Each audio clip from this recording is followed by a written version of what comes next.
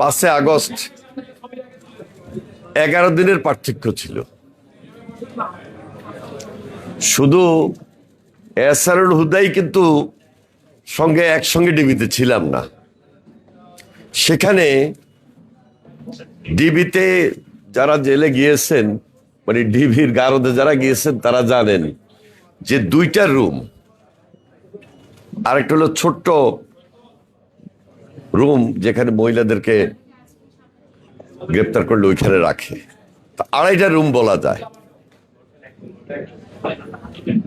এত গাদাগাদি করে সেখানে প্রায় 300, 350, 400 আমাদেরকে রেখেছিল। তো 25 তারিখে আমাকে যখন এই গ্রেপ্তার করে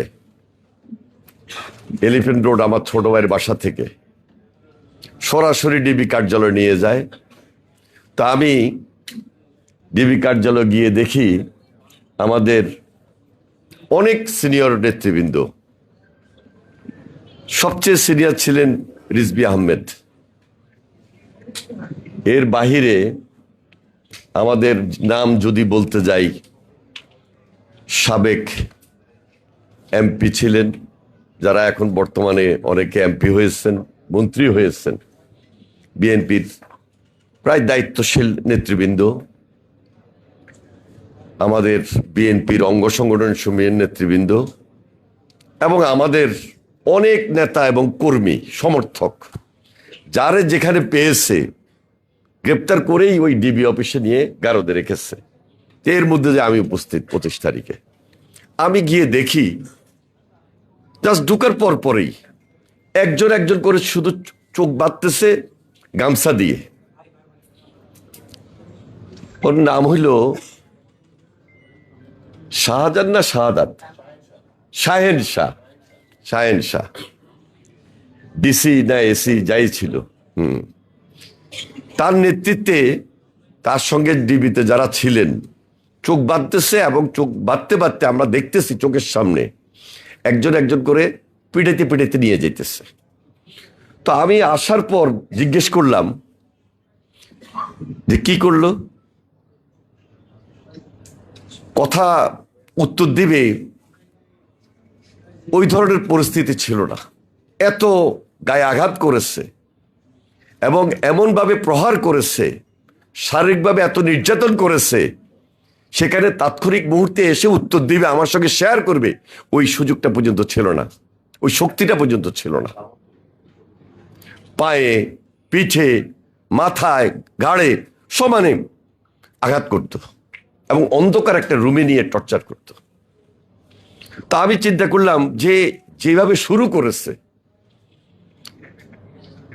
এত সিনিয়র নেতৃবৃন্দকে চোখ বাইন্দা নিয়ে যাচ্ছে, শরীরে গায়ে হাত দিতেছে। আমি যদি এইখানে কোনো শাউট না করি, প্রতিবাদ যদি না করি, এটা তো শেষ পর্যন্ত আমার গায়ের দিকে আসবে, রিজভী আহমেদের গায়ের দিকে আসবে। তা আমি ওই রাত্রেই শাহিন শাহকে আমার সামনে দাঁড়ানো অবস্থায় যখন চোখ বাঁধা শুরু করলো, আমি সঙ্গে সঙ্গে শাউট করলাম এবং একটা বেনিফিট পেয়েছি। ওই শাউটের পর আস্তে আস্তে এই যে টর্চার করা, এটা কমে আসছে। চোখ বেঁধে নিয়ে যেত, অন্ধকার রুমে রাখতো, হয়তোবা কিছুটা হলেও কমে দিয়েছে। শেষ পর্যন্ত সবাইকে 5 দিন রিমান্ডে দিত, আমাকে 7 দিন রিমান্ডে দিচ্ছে। আর আমাকে সিনিয়র নেতৃবৃন্দের সঙ্গে যেখানে রাখতো, ওইখান থেকে আমাকে সরিয়ে সামনে একদম জেনারেল যারা আমাদের সমর্থক ছিল, কর্মী ছিল, ওদের সঙ্গে নিয়ে রাখছে। এটা তো আমার সুবিধা হয়েছে, আমি ওদের সঙ্গে ছিলাম, ওদেরকে আমি খুব উদ্বুদ্ধ করলাম এবং উদ্বুদ্ধ করে সেখানে প্রতিবাদের মাত্রা আরো বাড়াই দিলাম। যেখানে সিনিয়র নেতৃবৃন্দকে কিছু মোটামুটি খাওয়া দিত, ওদেরকে খুব একটা ভালো খাওয়া দিত না, ভালো ক্যান্টিনের জিনিস দিত না। আমি ওইখানে গিয়ে যখন তাদের সঙ্গে থাকা শুরু করলাম, তখন ভালো খাওয়া, মোটামুটি ভালো খাওয়া আর কি, জেলের খাওয়া, গারদের খাওয়া আর কত ভালো হবে, দেওয়া শুরু করলো। কফি দিত না, কফি দিল, চা দিত না, চাও দেওয়া শুরু করলো। এই বেনিফিটটা পেয়েছি। তো সবাইকে দিল 5 দিন রিমান্ডে, আমাকে দিল 7 দিন। তবে আমার গায়ে অথবা আমাকে এর চেয়ে বেশি আঘাত করবে ওই সাহসটা ওরা দেখাইতে পারে নাই। তখন উপরে বসতো ডিবির হারুনকেও ছাড় দিয়ে কথা বলি নাই ডিবি অফিসে। আজকে যারা আমাদের ছোট ভাই এনসিপির নেতৃবৃন্দ পার্লামেন্টে আছেন, পার্লামেন্টের বাইরেও আছেন, তাদেরকে কিভাবে মনোবল দিয়েছি তারাই ভালো জানেন। সেই মনোবলটা আন্দোলন সংগ্রামে রেজাল্ট পাওয়ার ক্ষেত্রে অনেক বেশি সহায়ক ছিল। শুধু তাদেরকে এটাই বলছিলাম, আমি এক সময় ছাত্র দলের সভাপতি ছিলাম, মাঠের কর্মী ছিলাম, কর্মী থেকে দায়িত্বপ্রাপ্ত নেতা হয়েছি। তোমাদের বয়সে ওই সময় এরশাদ বলো আর হাসিনা বলো আমাকে আটকিয়ে রাখতে পারে নাই। এবারও তোমাদেরকে হাসিনা আটকিয়ে রাখতে পারবে না, শুধু জাস্ট মনোবল এবং সাহস নিয়ে থাকো। এরপরে 1 তারিখে জেলে গেলাম, 2 তারিখে প্রায় 6 মাসের বাজার করেছি, যে আগামী 6 মাস 1 বছর তো থাকতে হবে, এটা হলো আল্লাহর হুকুম। 5 তারিখে হাসিনা পালিয়ে গিয়েছে, আমরা 6 তারিখে মুক্তি পেয়েছি। 6 তারিখে জেলখানায় কঠিন পরিস্থিতি আমাদেরকে মোকাবেলা করতে হয়েছে। যারা জেলখানায় রাজবন্দী ছিল,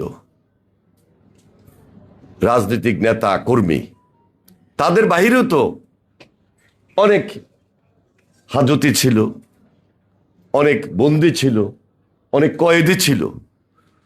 সবার যে বিপ্লব শুরু হয়েছিল,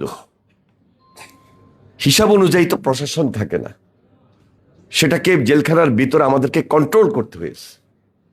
এবং 6 তারিখ সকালে যে পরিস্থিতি হয়েছে, সেটা যদি আমরা সেখানে কন্ট্রোল না করতাম, তাহলে বাংলাদেশের জেলখানার পরিস্থিতি চিত্র ভিন্ন হইতে পারত। বিকাল বেলায় আমরা পরে জামিন পেলাম, মুক্তি পেলাম, বের হয়েছি। আমি 25 তারিখ যাওয়ার আগ পর্যন্ত আন্দোলন সংগ্রামে যেভাবে ছিলাম আমরা, তার আগে 5 অক্টোবর রোড মার্চ ছিল ঢাকা চিটং, সেখানে একটু কড়া বক্তৃতা দিছি, মনে আছে আপনাদের, হাসিনাকে নিয়ে। 10 তারিখ রাত্রে আমাকে আবার গ্রেপ্তার করছিল, আমার বাসা ভেঙে, বাসার দরজা জানালা ভেঙে। তার আগে 2023-এর 18 জুলাই একটা পদযাত্রা ছিল। ওই পদযাত্রা আমার লক্ষ্মীপুরের সজীবকে যখন হত্যা করে, আমি যখন ওর প্রতিবাদ করি, এরপরে আমাকে আরেকবার গ্রেপ্তার করে। আমি ধারাবাহিকভাবে 3 বার গ্রেপ্তার হয়েছিলাম। 3 বার আন্দোলন সংগ্রামের মাধ্যমেই, আন্দোলন সংগ্রামকে বেগবান করার মধ্য দিয়েই শেষ পর্যন্ত মুক্ত হয়েছি। তা আমি সর্বশেষ যখন গ্রেপ্তার হই 25 তারিখে, তার আগে জুলাইয়ের 1 তারিখ থেকেই কথাটা বলি, যখন আন্দোলনটা খুব বেশি দৃশ্যমান, মেধার জন্য আমাদের ছাত্ররা আন্দোলন শুরু করেছে এবং সাধারণ ছাত্রীরা, শিক্ষার্থীরা মাঠে ময়দানে নেমেছে। আমাদের ইয়াং জেনারেশন যারা আছে, আমরা তাদেরকে এমনভাবে গাইড করেছি, ওদের সঙ্গে মিলিয়ে মিশিয়ে দিয়েছি যে আন্দোলনকে আরো চাঙ্গা করতে হবে। এটা কোনো রাজনৈতিক দলের একক আন্দোলন ছিল না। আপনারা পার্লামেন্টে দেখেছেন, আমি স্পষ্ট বলেছি, আমি কিন্তু শুধু জুলাইয়ের আন্দোলনে ছিলাম না, শুধু জুলাই যোদ্ধা না, আমি জানুয়ারি থেকে ডিসেম্বরের যোদ্ধা ছিলাম। এবং আমার সঙ্গে 17 বছর এই সাধারণ নেতা কর্মী, এই সাধারণ মানুষ জানুয়ারি থেকে ডিসেম্বর পর্যন্ত আন্দোলন করেছে, সংগ্রাম করেছে, গুমের শিকার হয়েছে, খুনের শিকার হয়েছে, অত্যাচারিত হয়েছে, নির্যাতিত হয়েছে। 28 অক্টোবর যখন আমি জেলে বসে লাইভ দেখেছি, আছে না কত সিস্টেম, সেদিন তো আজকে যারা বিরোধী দল কোথায় ছিলেন, পাশে কিভাবে ছিলেন, এত প্রশ্ন করার মতো। কোথায় ছিলেন, কিভাবে ছিলেন, আর 17 বছর কিভাবে ছিলেন, 17 বছর কোথায় ছিলেন, এটাও তো প্রশ্ন করার মতো। আন্দোলন কারা করেছে, কিভাবে করেছে? আমরা জোট করেছি, আমরা যুগপৎ আন্দোলন করেছি, এবং করতে করতে করতে ধারাবাহিকতায় আমরা 5 তারিখে এসেছি। 5 তারিখের পর চিত্র ভিন্ন। যারা সেদিন শপথ নিলেন 5 তারিখের পর 8 তারিখে, মনে আছে তো, প্রথম দিনে বলা শুরু করছে যে ওনাদের একক নেতৃত্বে আন্দোলন হয়েছে। এই যে আজকে আমাদের সঙ্গে বিরোধী দলের আসনে যারা বসে আছেন, আমাদের এই ছোট ভাইরা, তাদের কথাই বলছে, আমি কারোর নাম ধরে খুব খাটো করতে চাই না। তারা একে আন্দোলন করছিল, আমরা ছিলাম না। আমরা কোথায় ছিলাম? আমাদেরকে এমন ভাবে উপহাস করতেছে যে জুলাই না হইলে পুরা সব কিছু ঠিক হতো না, বা আন্দোলন হতো না, শেষ হতো না। কিন্তু একটা বিল্ডিং যখন বানায়, একটা ফাউন্ডেশন হয় না? যে কোনো জিনিসের তো একটা ভিত্তি থাকে। আন্দোলনের তো একটা ভিত্তি ছিল, এই ভিত্তিটা ছিল 17 বছর। আজকে সর্বশেষ জুলাই আন্দোলনে আমি শ্রদ্ধার সাথে বলছি, আমাদের সাধারণ ছাত্র ছাত্রী, শিক্ষার্থী, সাধারণ মানুষ, ইয়াং জেনারেশন, প্রজন্ম যেভাবে ঐক্যবদ্ধ হয়েছে, আবার বলছি, এটা কোনো দলের আন্দোলন ছিল না,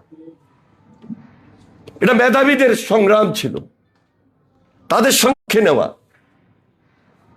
কারোর বিপক্ষে বাধ্য করা, বিপক্ষে নেওয়া, এবং এটার মধ্যে দ্বিধা বিভক্তি নিয়ে আসা, এই সুযোগ নাই, বাংলাদেশের রাজনীতিতে নাই। কিন্তু যারা করছেন, কেন করছেন? আমি আবারও বলি, 25 তারিখে গ্রেপ্তার হওয়ার আগে যারা বলছেন যে ভালো আওয়ামী লীগের ওনারা সঙ্গী করবেন, ভালো আওয়ামী লীগ যেন তাদের সঙ্গে যদি যুক্ত হয়, কোনো অসুবিধা নাই, তা হাসিনা যদি ভালো হয়ে আসে, তারও সঙ্গী বানাবেন? এটা তো হইতে পারে না। এই যে রাজনৈতিক দ্বিধা বিভক্তি, এখান থেকে শুরু। এরপর একটা বন্যা হলো, বন্যাতে ঢাকা বিশ্ববিদ্যালয় টিসিতে কত কোটি টাকা এখানে সবাই মিলে দিল বন্যার্থদের মাঝে দেওয়ার জন্য, সেটা নিয়েও তো প্রশ্ন আছে।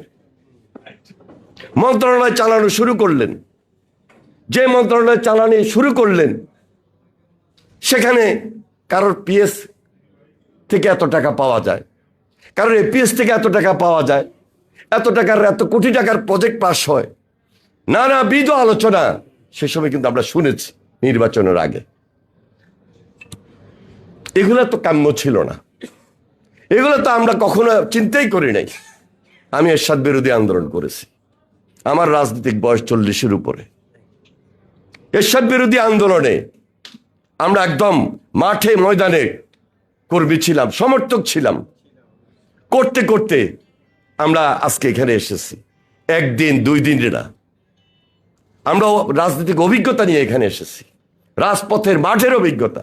ফিল্ড পর্যায়ে স্কুল নাই, কলেজ নাই, বিশ্ববিদ্যালয় নাই, প্রতিষ্ঠান নাই যেখানে না গিয়েছি, যে জেলায় না গিয়েছি, যে উপজেলায় না গিয়েছি। তাহলে যারা বিগত সময়ে এই যে জেনারেল স্টুডেন্টদের আন্দোলনের নেতৃত্ব দিয়েছেন, আমি তাদেরকে নিয়ে বসেছি, কথা বলেছি, তাদেরকে শুধু আমি এটাই বলেছি, এবং আমি পার্লামেন্টেও বলেছি। আমি খুব একটা ইদানিং কালে টক শোতে যাই না, আমি টেলিভিশনও 5 তারিখের পর 2-4 বার যখন গিয়েছি, এই কথাটা বললাম যে আমি যদি আমার সময়ে যে ছাত্র রাজনীতি করেছি, যদি সেটা যদি আজকের প্রেক্ষাপটটা হইতো, তাহলে আমার ভূমিকা কি থাকতো? আমার ভূমিকা থাকতো যে আমরা জেনারেল স্টুডেন্টের নেতৃত্ব দিচ্ছি, যে সংগঠনের হই না কেন, জেনারেল স্টুডেন্টের নেতৃত্ব, জেনারেল স্টুডেন্টের নেতৃত্ব হিসাব ভিন্ন, এবং সেটা যদি বৈষম্য বিরোধী আন্দোলনের পর্যায়ের নেতৃত্বে থাকতো, সেটা রেখে দিয়ে সমন্বয়ের ব্যবস্থা করতাম, মধ্যস্থতার ব্যবস্থা করতাম, এবং পার্লামেন্টে কারোর পক্ষে থাকতাম না। কারো পক্ষে বিপক্ষে থাকতাম না। এবং আমরা পার্লামেন্টে সকল রাজনৈতিক দলের কাছে গিয়ে বলতাম যে আমরা আমাদের কয়েকটা আসনে নির্বাচন করব, সেই আসনে নির্বাচন করে আমরা পার্লামেন্টে যাব, সেখানে আপনারা আমাদেরকে অনার করবেন, আমাদের বিরুদ্ধে কোনো প্রার্থী দেবেন না।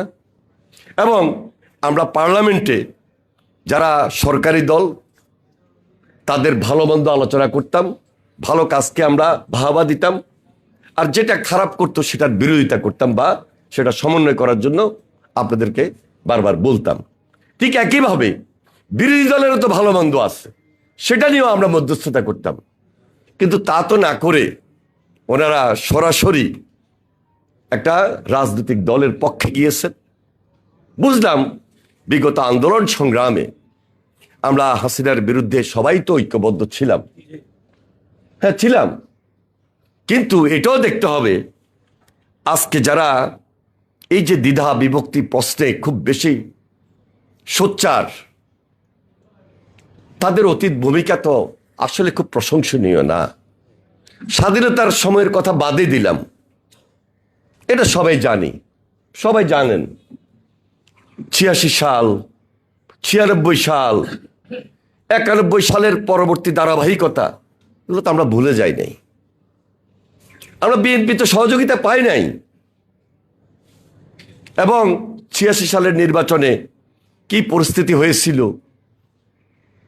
কিভাবে আওয়ামী লীগকে সেখানে খুব বেশি সহযোগিতা করা হয়েছিল। ৯৬ সালে একইভাবে আওয়ামী লীগকে সহযোগিতা করা হয়েছিল, ১৭২ দিন ৭৩ দিন হরতাল পর্যন্ত হয়েছে, অবরোধ হয়েছে। এই ইতিহাসে দেশের মানুষ তো ভুলে যায় নাই।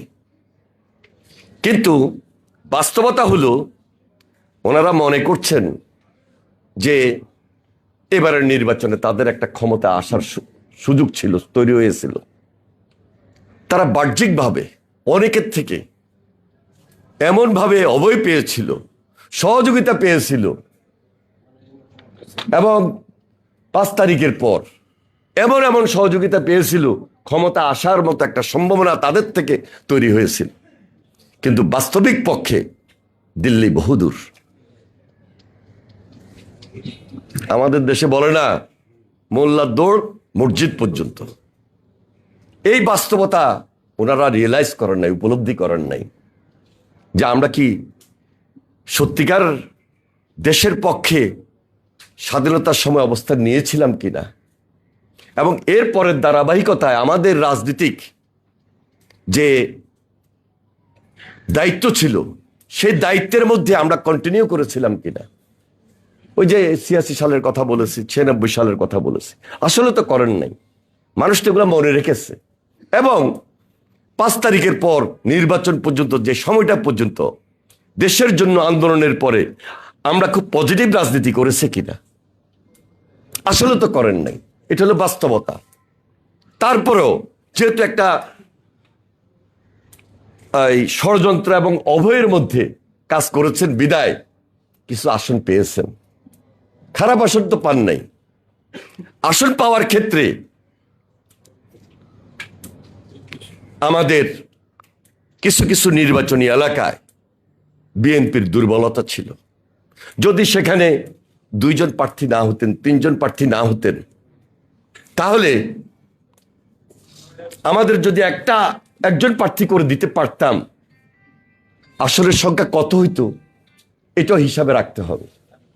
আরেকদিকে এখানে আমাদের রাশেদ একটু আগে বক্তব্য দিয়েছেন, আমাদের ছোট ভাই গণ অধিকার পরিষদের নেতা, সে এখন নেতা ছিলেন, সে এখন আমাদের মাননীয় প্রধানমন্ত্রীর রাজনৈতিক এই বিশেষ সহকারী হিসাবে কাজ করছেন।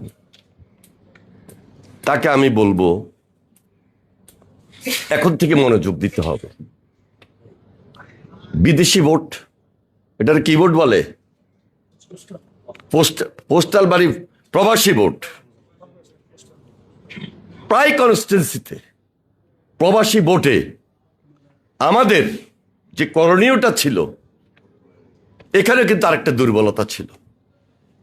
এবং ওই সময় নির্বাচনের সময় মিডিয়াতে আপনারা দেখেছেন যে কিভাবে সেই প্রবাসী ভোটকে প্রভাবিত করা হয়েছিল। এটাও কিন্তু আরেকটা দুর্বলতার জায়গা। এ সমস্ত জায়গাগুলোকে নতুনভাবে রিপেয়ার করে সম্পূর্ণ শতভাগ ফ্রেশ ইলেকশন ভবিষ্যতে যেন হয়, এখন থেকে নজরে রাখতে হবে। এখন থেকে নজরে রাখতে হবে। মানুষ বাংলাদেশের ইতিহাস সম্পর্কে, রাজনীতি সম্পর্কে এবং স্বাভাবিক একটা রাজনীতি থাকুক, এই ব্যাপারে খুব বেশি ওয়াকিবহাল। মানুষ চায়, মানুষ প্রত্যাশা করে। আরেকটা জিনিস মানুষ প্রত্যাশা করে বিএনপির কাছে, আমাদের কাছে। 17 বছর আন্দোলন করেছি, লড়াই করেছি, সংগ্রাম করেছি। সবার কিন্তু একটা ডিমান্ড আছে, সবার কিন্তু তাদের চাহিদা আছে। চাহিদা এটা না যে আমাকে একেবারে আপনি বাড়ির বাজার সদাই করে দিবেন, তা না। একটা স্বাভাবিক জীবন, স্বাভাবিক পরিবেশ, আইন শৃঙ্খলার উন্নতি, দ্রব্যমূল্যর যে একটা কন্ট্রোল, আরেকদিকে নিজের একটা পারিবারিক নিরাপত্তা, যেটা আইন শৃঙ্খলার মধ্যে সবচেয়ে বেশি উল্লেখযোগ্য। তো এই জিনিসগুলা আমরা গত 5 মাস হয়েছে একেবারে যে আমরা খুব বেশি আপনাদের অনেক কিছু সমাধান করে ফেলছি তা বলার কোনো সুযোগ নাই। কিন্তু আপনারা লক্ষ্য করেছেন মাননীয় প্রধানমন্ত্রী তার আন্তরিকতা, তার যে উদ্যোগটা মহৎ, এই ব্যাপারে আমার এবং আপনার মধ্যে, জাতির মধ্যে, দেশের মানুষের মধ্যে কোনো সন্দেহ নাই। আমি একজন দলের কর্মী হয়ে অনেক সময় ভুল করি বা অনেক সময় জেনে শুনেও অন্যায় করি, কিন্তু মাননীয় প্রধানমন্ত্রী প্রত্যেকটা ব্যাপারে এত বেশি সতর্ক, এত বেশি সজাগ এবং আমাদেরকে বারবার মনে করিয়ে দিচ্ছেন যে 17 বছরের আন্দোলন, সর্বশেষ জুলাই আন্দোলন, লড়াই সংগ্রাম, প্রেসিডেন্ট জিয়ার রাজনীতি, মরহুমা বেগম খালেদা জিয়ার রাজনীতি, মানুষের প্রতি এই দলের কমিটমেন্ট, বিগত 17 বছরে আমার আপনার কমিটমেন্ট, এটাকে অ্যাকোমোডেট করতে হবে। এবং সেই জন্য তিনি কিছু কর্মসূচি নিয়েছেন। এই কর্মসূচিগুলা যদি আল্লাহর হুকুম আমরা যারা দায়িত্ব নিয়ে কথা বলি, দায়িত্ব নিয়ে সংগঠন চালাই, তার হাতটাকে যদি আমরা একটু জেনে শুনে শক্তিশালী করি, আমার মনে হয় বাংলাদেশে অভাব থাকবে, কিন্তু মনের মধ্যে গোসা থাকবে না, ক্ষোভ থাকবে না, যে না, মাননীয় প্রধানমন্ত্রীর তার সরকারের নেতৃত্বে, তার সরকারের আন্তরিকতার কোনো অভাব ছিল না। এটা হলো বাস্তবতা। আমরা তো গ্রামে যাই, গ্রামে গেলে আমাদের সাধারণ নেতা কর্মীদের কথা শুনি, অনেক সময় ক্ষোভে অনেক কথা বলে ফেলে, তাদেরকে আবার বুঝাই, তাদেরকে আবার বলি, আলোচনা করি। কি আলোচনা? আলোচনাটা হইলে এটা সবার জন্য বলতেছি। এখন কি আপনার বিরুদ্ধে তেমন কোনো মামলা আছে? আপনি কি এখন জেলে যাইতে হয়? আপনি কি দৌড়াইতে হয়? তাহলে একটা স্বাধীন জীবন, বাসা বাড়িতে ঘুমাইতে পারতেছি, এতটুকু তো আমরা পাইছি, এতটুকু তো আমি আশ্বস্ত করতে পারি, অন্তত এই বুঝটা তাকে আমি দিতে পারি। এবং এই বুঝটা যে বড় বুঝ, এটা আপনাকে আমাকে বুঝতে হবে।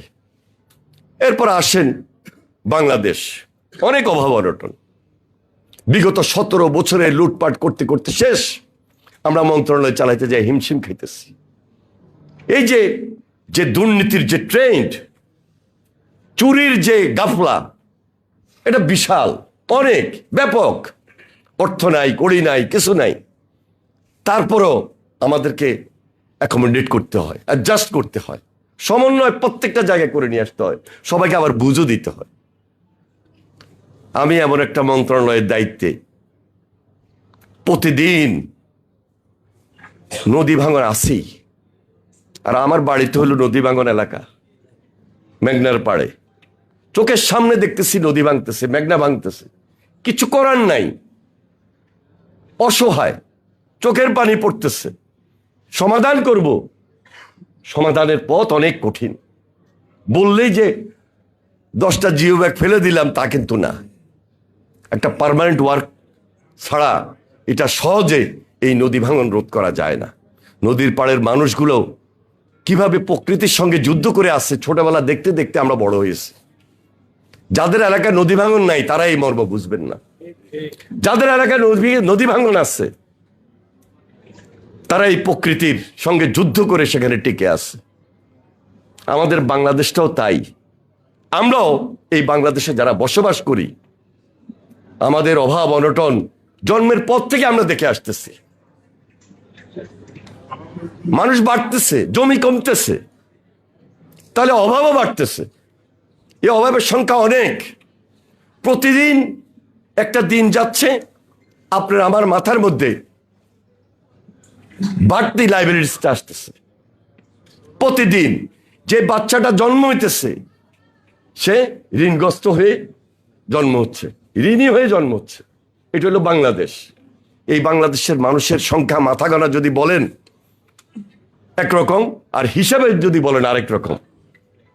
20 কোটির উপরে ছোট্ট একটা জায়গা। আমরা পৃথিবীর অনেক দেশে যাই, মানুষ হলো 3 কোটি 4 কোটি 5 কোটি, দেশ হলো বিশাল।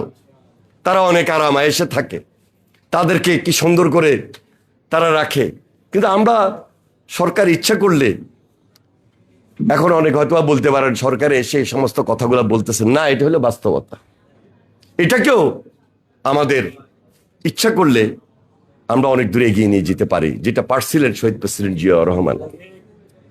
প্রেসিডেন্ট জিয়া এই জনগণকে কিভাবে বিদেশে কাজ করাইতে হয়, বিদেশে পাঠাইতে হয়, সেই ব্যাপারগুলোকে সবচেয়ে বেশি তিনি চিন্তা করেই সিদ্ধান্ত নিয়ে আজকে মিডল ইস্টে যান, ইউরোপে যান, সব জায়গায় বাংলাদেশের অনেক মানুষ। এটা এই ধারাবাহিকতা শুরু করেছিলেন শহীদ রাষ্ট্রপতি জিয়াউর রহমান। সেই দিকে আমাদের সরকার, মাননীয় প্রধানমন্ত্রী, বললাম না, প্রত্যেকটা ডিপার্টমেন্ট উনি নজর রেখেছেন। তো আমরা খাল খনন কর্মসূচি চালিয়ে যাচ্ছি। এটাও প্রেসিডেন্ট জিয়ার একটা বিপ্লব ছিল, প্রেসিডেন্ট জিয়ার একটা আন্দোলন ছিল। এটাকে এখন একটা জাগরণ সৃষ্টি করার মধ্য দিয়ে নতুনভাবে আমরা চেষ্টা করে যাচ্ছি জনাব তারেক রহমানের নেতৃত্বে। সর্বশেষ শুধু আমি এটাই বলবো, যারা আজকে বিরোধী দলে আছেন, পার্লামেন্টে খুব সুন্দর কথা, পার্লামেন্টে একদম বক্তৃতা দেওয়া যায়, মাননীয় প্রধানমন্ত্রীর হাত ধরে আবার ওনাকে ধন্যবাদও জানান, খুব সুন্দর ছবি উঠান, ভালো, এটা কালচার, এটাই হওয়া উচিত। কিন্তু পার্লামেন্টের বাহিরে গিয়ে যে আচরণটা, আমি নিন্দা জানাই না, তবে সতর্ক হওয়ার জন্য অনুরোধ করব, সজাগ থাকার জন্য বলবো। কারণ একটা ফ্যাসিস্ট আওয়ামী লীগ, তাকে কিভাবে মোকাবেলা করেছি আমি সাহস করে বলতে পারি। সাহস করে বলতে পারি আমার বিরুদ্ধে কত মামলা ছিল, আমি কিভাবে মোকাবেলা করেছি। শারীরিকভাবে করেছি, মানসিকভাবে করেছি, অত্যাচারিত হয়ে করেছি, নির্যাতিত হয়ে করেছি, জেলখানে বন্দী হয়ে করেছি, রাস্তায় থেকে করেছি, বারবার আমাকে গ্রেপ্তার করেছে, কোনোদিন মাথা নত করি নাই। সুতরাং কেউ যদি কোনো কারণে, দ্বিধার কারণে, দ্বন্দ্বের কারণে, বিভক্তির কারণে, সুযোগের কারণে যদি কোনোভাবে তারা আসতে পারে, তাহলে তারা কি করতে পারে আমার এবং আপনার জানা আছে, আপনাদেরও জানা আছে। কিন্তু আপনাদের আবার সখ্যতাও আছে, এই সখ্যতা রাখা চলবে না। এই সখ্যতা আমাদের যারা তরুণ নেতৃত্ব, ওনাদের সঙ্গে আছেন, জোটবদ্ধভাবে আছেন, বা নির্বাচনে ছিলেন, পার্লামেন্টে আছেন। আমি সেই সাধারণ ছাত্রদের, এখন ভিন্ন রাজনৈতিক দল, নতুন নেতৃত্বে, সাধারণ ছাত্রদের নেতৃত্বে একসময় ছিলেন, কিন্তু একটা রাজনৈতিক দলের নেতৃত্বে আছেন, তাদেরকে বলবো, যেহেতু আপনার জেনারেশনের নেতা, আপনার নেতৃত্বে এসেছেন, নতুন দল করেছেন, আপনাদেরকে আরো বেশি গভীর চিন্তিত হতে হবে, আরো বেশি আলোচনায় যেতে হবে। আপনাদের দলের মধ্যে শুধু একজনের নামে বলবো, এই নাসিরউদ্দিন পাটোয়ারি। আমার মনে হয় আমার দলের মধ্যে যদি এই ধরনের কথা কেউ বলতো, আমি আমাদের মাননীয় প্রধানমন্ত্রীকে সরাসরি বলতাম আমি আমাদের পার্টির চেয়ারম্যান জনাব তারেক রহমানকে সরাসরি বলতাম যে এটা আমাদের ইমেজ ক্ষুণ্ণ হচ্ছে, এটা আমাদের ভাবমূর্তি ক্ষুণ্ণ হচ্ছে। বিএনপি একটা উদারপন্থী গণতান্ত্রিক দল, বিএনপি একটা সাধারণ মানুষের দল, মাটি মানুষের দল। জিয়া রহমান তাই করেছেন, বেগম খালেদা জিয়া তাই করেছিলেন। এই দলের কোনো মুখপাত্র বা কোনো নেতা তার চরিত্রের মধ্যে, তার কথার মধ্যে এই ধরনের কথা থাকবে, বাক্য থাকবে, এটা আমরা অ্যালাউ করতাম না, আমাদের পার্টি অ্যালাউ করতো না, সে যেই হোক। হ্যাঁ, আমি বললাম না যে আমরা সবাই যে খুব ভালো কাজ করতেছি তা না, তবে আমাদের চেষ্টা আর যিনি নেতৃত্ব দিচ্ছেন তার মহৎ উদ্যোগ রয়েছে, তার নেতৃত্বে কাজ করি। কেউ অন্যায় করব সঙ্গে সঙ্গে তিনি খবর দিচ্ছেন, তিনি সতর্ক করে দিচ্ছেন। কিন্তু আপনাদের পার্টির মধ্যে নতুন পার্টি দিয়েছেন, এই যে একটা লোক এই ধরনের বক্তব্য দিয়ে যাচ্ছে, মির্জা আব্বাসের মতো লোক তার বিরুদ্ধে নির্বাচন করছেন, ভালো কথা, নির্বাচন করবেন। কিভাবে অশালীন, রুচিহীন, অসভ্য ভাষায়, মিথ্যা, বানোয়াট এবং যেটা সমাজে যায় না, যেটা বাংলাদেশের রাজনীতিতে আওয়ামী লীগের পক্ষে মানাইতো, হাসিনার কথায় মানাইতো, হাসিনার দলের যারা বিভিন্ন আশেপাশের লোকজন ছিল তাদের কথা মানাইতো। কিন্তু এই হাসিনার পরবর্তী কারণ এটা উচিত না, কিন্তু বলে যাচ্ছেন, এবং এখন পর্যন্ত যেভাবে বলে যাচ্ছেন, এবং বিশেষ করে জিয়া পরিবারের বিরুদ্ধে মাননীয় প্রধানমন্ত্রীকে টার্গেট করে কথা বলছেন, আমরা কিন্তু এখনো ক্ষেপে যাই নাই। প্রতিবাদের ভাষা অব্যাহত রেখেছি, সুশীল ভাষায়, ভদ্র ভাষায়।